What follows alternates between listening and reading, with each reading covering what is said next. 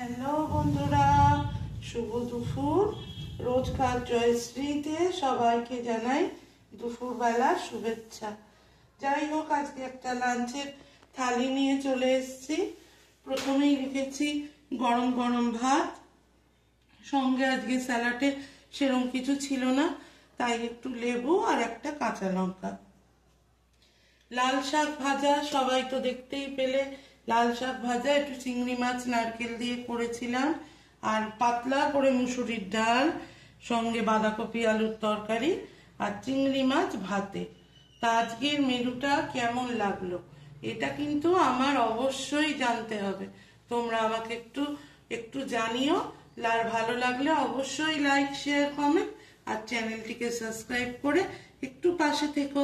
আজকের মেনুগুলো ঠিক কেমন হয়েছে না হয়েছে, থালিটা দেখতে কেমন লাগছে, এইটুকুনি জানালেই হবে।